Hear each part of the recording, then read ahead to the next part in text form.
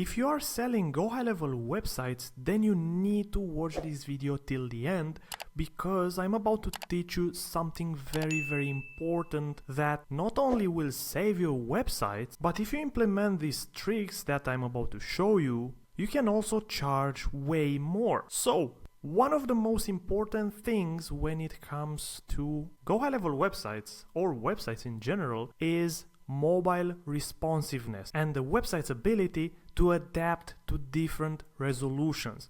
And I have here a small table that tells you the exact pixel width of the screen when your website should react. And these are standard breakpoints. As you can see, we have extra small, small, medium, large, extra large, and extra large.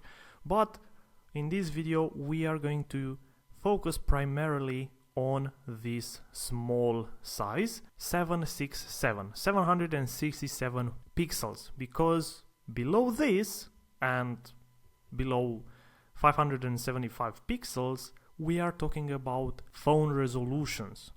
And it's very important that you remember this table, and I'll show you in just a second why these numbers matter. So let's hop into our GoHighLevel website builder and show you the tricks that will make your website look fantastic on mobile.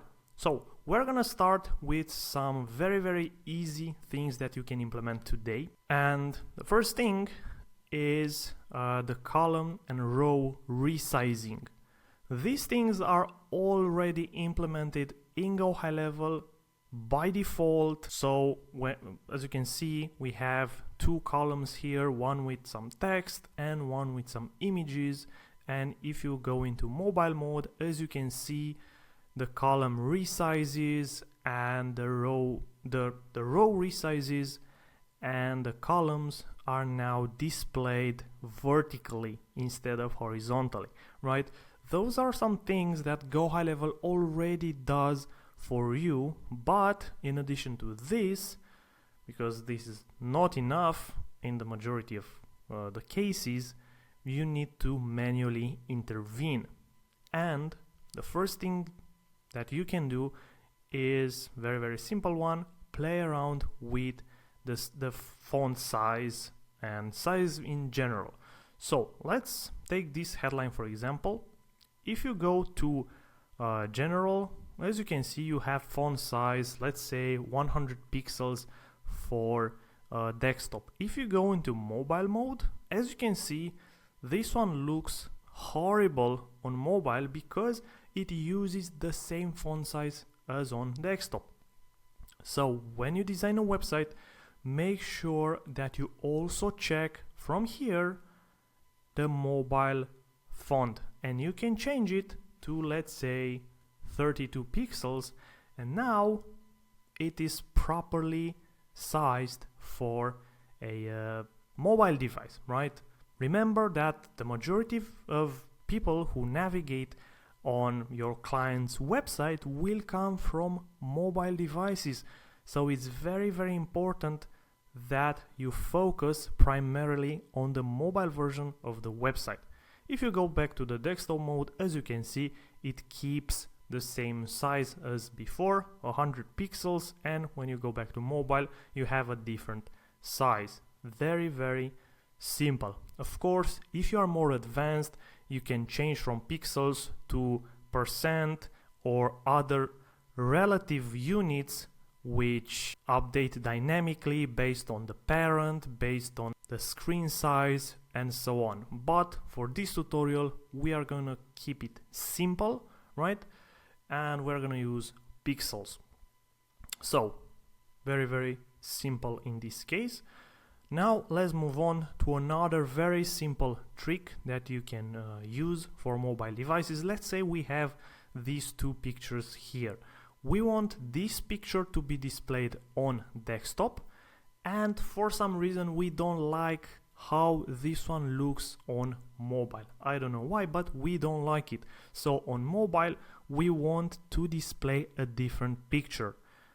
We can change the source of the image. Let's say we only have one image, this planet image, and with some custom code we can dynamically update the source URL of this image. This way we only keep one element loaded in the page and we just update the URL of the image. The other way, which is more beginner friendly, let's say, is to have two images, different images, and if you click on styles, go down, you see this tab here, visibility, and you can uncheck the mobile icon, right? If you click on that and you go on this one and uncheck the desktop icon, as you can see, on desktop you have this image and on mobile you have this image. But there's a thing here. If you have a lot of images, high resolution images, and you do this thing, it might slow down your website. So, as I said in the beginning, as I said earlier, a better approach would be to use some custom code and dynamically change the image URL. Great. Moving on to some advanced stuff that will include some custom code that I'm about to show you in just a second. Let's talk about rows and column placement. As you can see, I have two very simple columns here. Let's save it and preview it in just a second. Two default columns with a background and with some border and margin, and nothing too crazy. Those are the default columns that GoHighLevel provides. If we preview it, as you can see, we have nothing special. But if we inspect it by right-clicking on it and then inspect, the developer console will open up. And if you click here and resize, as you can see, you have some pixels displayed here, right in this area. And as you can see, because that's why I shown you in the beginning that table with pixel width and so on, you need to remember that at 767 and below that, things change. As you can see, the image changes below 767, right? As you can see, this is the default mechanism for from GoHighLevel, right? They use that breakpoint, right? Small breakpoint, but not for all the things. As you can see, this column looks a bit off with no margin, but if you go even smaller, at some point you'll get the font change, and you'll also get the margins, right? So it's very, very important that you check all the widths using the dev tools, the dev tools here, not the console, but this elements tab. It's way better, and you check all the dimensions before you get the website live, right? It's very, very important that it looks good on mobile. Now let's focus on these columns here. As you can see, on mobile they look absolutely ugly. I also played around a bit with margins, and now they look very ugly. As you can see, we only have margin left but no margin right on mobile, which makes them look very, very ugly. Now, how do we make these columns look better? Well, one thing would be to add some margin top and margin bottom, and separate them from one another, and that could look nice. But what if you have a slider with 10 columns? You don't want the users to constantly swipe up and down to check all the images, right? Maybe you want the slider, you have some buttons left and right, previous and next, and so on. Let's say you want these columns to be side by side, same as on desktop. How do we do that? Well, here we need some custom code. So I created these classes here. Let's say card test. This is the first one, and this one sets the height of the cards for desktop. So let's go into styles, let's go into custom class, and let's click let's add the class here and here, and all of a sudden we just change the card height on desktop. But that's not all. We also want the display to be inline block, so side by side, and then we add this one, this class card test wrapper, and inside the card test wrapper we want to use the inner class. This is a custom class that we are going to add to our column. Obviously this is, we call it a wrapper, right, because it wraps around our columns. So we added card test wrapper, and because of how GoHighLevel websites are built, you know, they have custom classes by default and so on, we want to get access to this class called inner, and here we want to add these things: display flex and flex direction row. Row meaning the elements will be displayed in a row, obviously. So let me explain you a bit the structure of GoHighLevel websites. So let's say this one, this rectangle that I'm creating here, is the column element, right? The blue section, let's call it. Then if we double it and change the color to, let's say, actually let's make this one blue because it's the row element, right? So you know exactly which one is it. Then this one, let's make it blue but slightly lighter.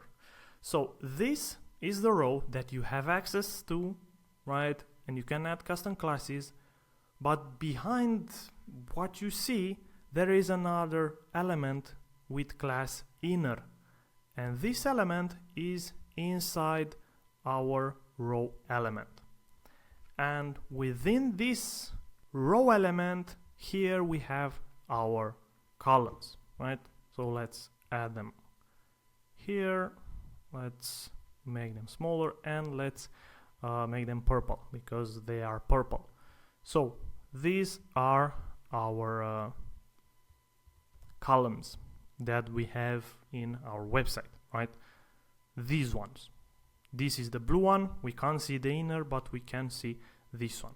And within each column we also have another inner class, which again we can't see. Let's make it this color, right? So this is how the structure looks like. And within each inner class structure thing we have the text, images, and so on. So that's why here I'm using this class, right? Card as wrapper, and then this one applies only to the child inner, right? So in our case only to this one. This is card test wrapper and this is the inner. So everything that we are writing there applies to this rectangle, right? Perfect. And if we click save and try to preview it, as you can see they are side by side, and if we go smaller and smaller they are still side by side, right? And I want to also show you the structure. So we click inspect, we have the card test wrapper, then we have the inner, then we have card test, then again we have the inner. It also has a vertical class, but doesn't matter because we overrode it. Inner, and then everything that's inside it. Perfect. And now that we are on mobile, as you can see, we have our columns horizontally, one next to the other, which is exactly what we want. But as you can see, the width also, the height also changed, right? Because here it is like that, and if we go on mobile, it's much smaller. This is because we used this class here. Media max width 767 pixels.